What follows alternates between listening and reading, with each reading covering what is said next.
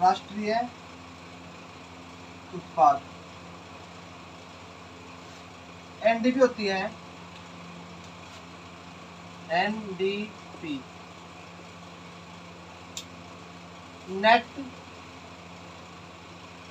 Domestic product. Domestic product. और एक होती है NNP. NNP net national product.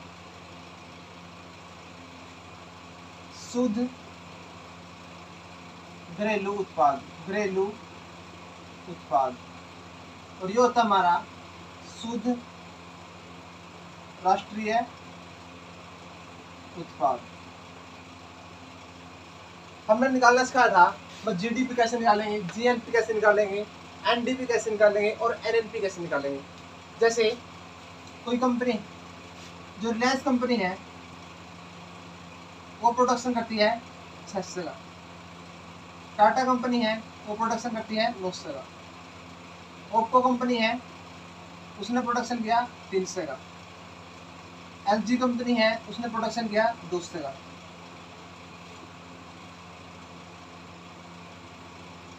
और कोई विदेश में है सुरेश, उसने वहां पे किया, उसने कमाया वहां पे 500 रुपये या फिर 200 रुपये। मान लीजिए इसमें डेप्रिसिएशन हुआ है, कमी आई है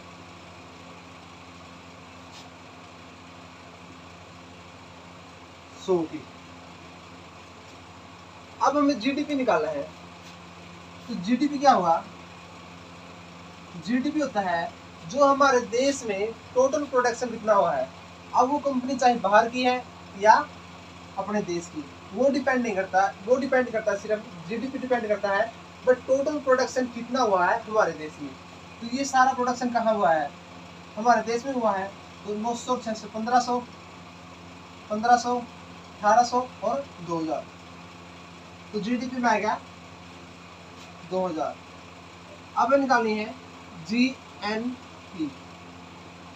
जीएनपी होती है जीडीपी में एक्स को प्लस करते हैं और वाई को माइनस। एक्स को होता है भारतीय जो विदेश में कमा रहे हैं, विदेश में कमाते हैं। और वाई क्या होता है? विदेशी कंपनी, विदेशी कंपनी जो भारत में कमा रही है, भारत में कमा रही है, कमा रही है। अब इसमें जो जीएनपी है, तो इसमें एक ही दिक्कत है, इसे पहले देखना आता है भारत की कंपनी कौन सी है और देश की कंपनी कौन सी है। अब देखो जो जीडीपी आया हमारा, कितना आता? जीडीपी आया हमारा 2000। तो जीडीपी कितना आया था? 2000 प्लस। विदेश में कौन है? सुरेश ने कितना कमाया? 200। तो 200 क्या करेंगे इसमें? प्लस। लेकिन माइनस करेंगे जो विदेश की कंपनी है और कहाँ पे कमाया? हमारे देश में। तो 300 विदेश की कंपनी है, ओप्पो एलजी विदेश की है, तो 300 और 200, तो क्या करेंगे? 500 माइनस। तो जीएनपी क्या आ गया? 1700। अब हम निकालेंगे क्या? एनडीपी। एनडीपी हमने निकालना बताया था, जीडीपी में से माइनस कर देंगे डेप्रिसिएशन, जो उसके अंदर कमी आई है। जीडीपी कितनी हमारी? 2000। कमी कितनी आई थी? 100। ये हो गया हमारा 1900। अगर हमने निकाला एनएनपी, एनएनपी कैसे निकालेंगे? एनडीपी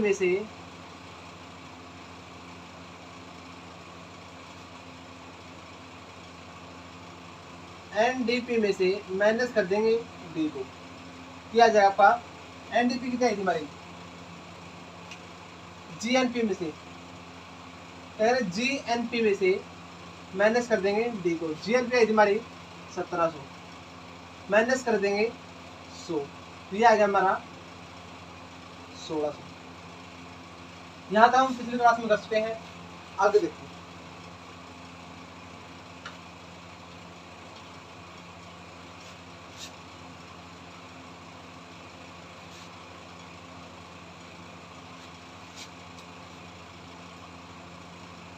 किसी भी देश की जो इकोनॉमी है, इकोनॉमी है मतलब अर्थव्यवस्था है, अर्थव्यवस्था है, वो डिपेंड करती है प्रोडक्शन पे। वह उस देश में कितना प्रोडक्शन हुआ है, कितना उत्पाद हुआ है। अगर प्रोडक्शन ज्यादा है तो इसको क्या है, देश को इससे फायदा है। पहला फायदा इसका ये है, वह जो श्रमिक है, जो मजदूर है, मजदूर या फिर श्रमिक है, उनको क्या मिलेगा, रोजगार मिलेगा।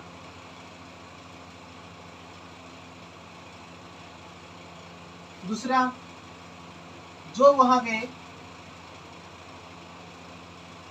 उद्यमी है, मतलब जिसकी वो जमीन है, जमीन मालिक को क्या मिलेगा, उसका किराया।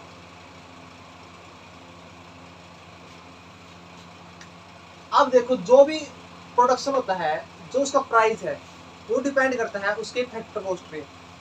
प्राइस किस पे डिपेंड करता है, जो प्राइस होता है किसी भी चीज का, प्राइस डिपेंड करता है किसके ऊपर, फैक्टर कॉस्ट के ऊपर, फैक्टर कॉस्ट पर। जो मूल्य है किस पर निर्भर करता है,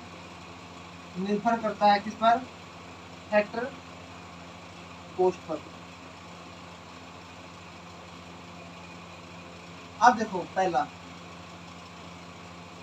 अगर क्या हो, वहां की जमीन क्या हो, सस्ती हो, जमीन अगर क्या है, सस्ती है। अगर जमीन अगर सस्ती है तो आपका जो प्राइस होगा क्या होगा, कम होगा। प्राइस क्या होगा, कम होगा। अगर जमीन महंगी है तो प्राइस भी क्या होगा, ज्यादा होगा। दूसरा आपका है, दूसरा डिपेंड करता है श्रमिक पर, श्रमिक की मजदूरी। जो भी आपका कोई भी मजदूर है, उसकी सैलरी पर डिपेंड करता है। अगर मजदूर की सैलरी क्या है, मजदूरी क्या है, ज्यादा है, तो प्राइस भी क्या हुआ, प्राइस मतलब मूल्य भी क्या हुआ, ज्यादा होगा। अगर उनकी मजदूरी कम है तो प्राइस भी कम। तीसरा डिपेंड करता है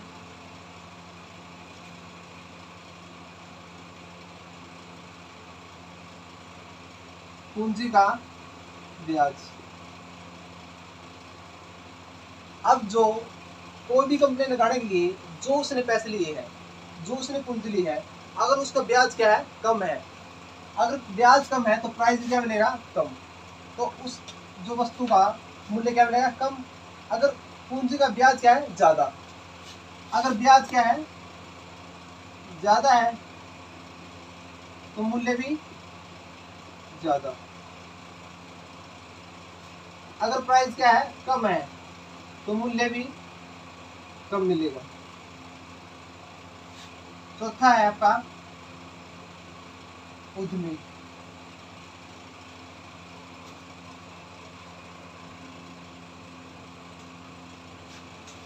अब जो उद्यमी है, उद्यमी जो मालिक है, अगर वो ज्यादातर कंप्यूटर का यूज करेगा, ज्यादातर क्या यूज करेगा, कंप्यूटर, तब भी प्राइस क्या हुआ, तब भी मूल्य क्या हुआ, कम होगा। क्योंकि अगर ज्यादातर कंप्यूटर यूज करेगा तो उसको क्या, श्रमिक की मजदूर की कमी क्या रहेगी, कम रहेगी। तो यहाँ से जो प्राइस है वो डिपेंड करता है 4 फैक्टर कॉस्ट पर। पहला था आपका जमीन पर, अगर जमीन सस्ती है तो प्राइस भी कम होगा, अगर जमीन महंगी है तो प्राइस ज्यादा। दूसरा हमने किया श्रमिक की मजदूरी। अब जो उसके अंदर जो मजदूर काम कर रहे हैं अगर उनकी सैलरी क्या है ज्यादा तो प्राइस भी क्या हुआ ज्यादा हुआ। अगर उनकी सैलरी क्या है कम है तो प्राइस भी क्या हुआ तो मूल्य भी क्या हुआ कम होगा। तीसरा था पूंजी। अब जो उसने पूंजी ली है कंपनी के लिए अगर उस पर ब्याज क्या है ज्यादा तो जो आपके प्रोडक्शन होगी उन पर भी मूल्य क्या होगा ज्यादा। अगर ब्याज कम है तो मूल्य क्या होगा कम। जो उद्यमी है अगर वो क्या करता है ज्यादातर कंप्यूटर का यूज करता है अगर ज्यादातर कंप्यूटर का यूज करता है तो उसको जो श्रमिक क्या होगी आवश्यकता क्या होगी कम होगी। अगर श्रमिक की आवश्यकता कम होगी तो उसको जो मजदूरी है वो कम देनी पड़ेगी तब भी प्राइस क्या हो सकता है कम हो सकता है। अब देखो आगे है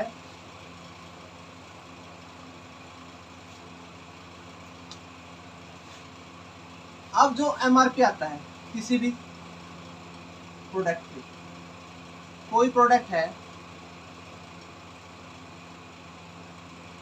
जो उसका एमआरपी निकालते हैं। एमआरपी कैसे निकालते हैं एमआरपी होता है फैक्टर कॉस्ट प्लस साथ में होता है इसके टैक्स। अब फैक्टर कॉस्ट होता है जो कंपनी ने जो सा खर्चा आया है सब कुछ मिला के उस पर रख दिया फैक्टर कॉस्ट। लेकिन सरकार क्या कहती है सरकार ये कहती है तुमने तो इसमें कमा लिया अब हमें भी इसमें कुछ कमाना है तो इसलिए आप इसमें क्या करो टैक्स इसमें ऐड कर दो। तो टैक्स हमेशा ऐड करते हैं। लेकिन कुछ प्रोडक्ट ऐसे होते हैं जिसके अंदर सरकार खुद कहती है कि इनके अंदर कुछ छूट देनी चाहिए। जैसे दवाई आपकी दवाई पे सरकार क्या देती है छूट देती है और छूट देती है तो उसको बोलते हैं सब्सिडी।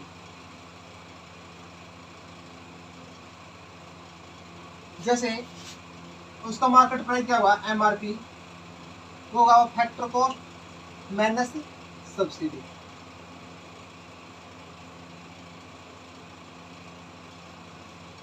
कुछ प्रोडक्ट होते हैं जिसपे सरकार टैक्स लगा देती है और उनको महंगा कर देती है।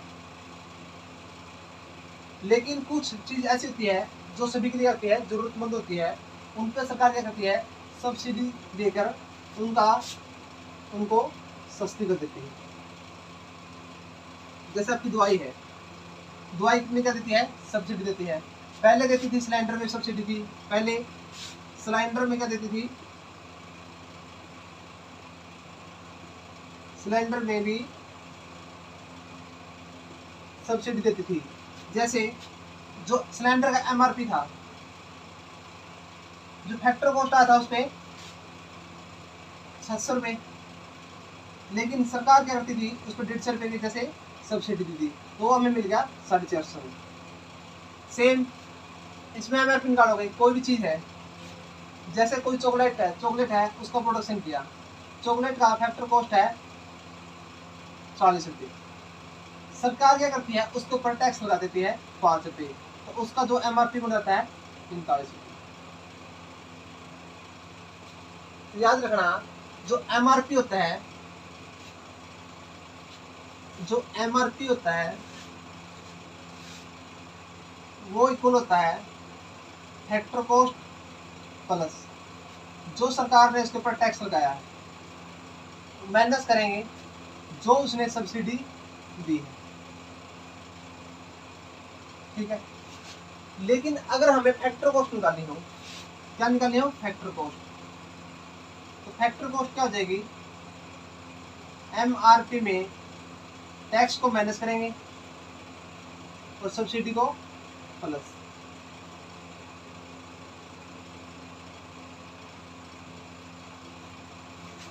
यहाँ तक आपको ये समझ में आएगा बाकी करेंगे नेक्स्ट लेक्चर में।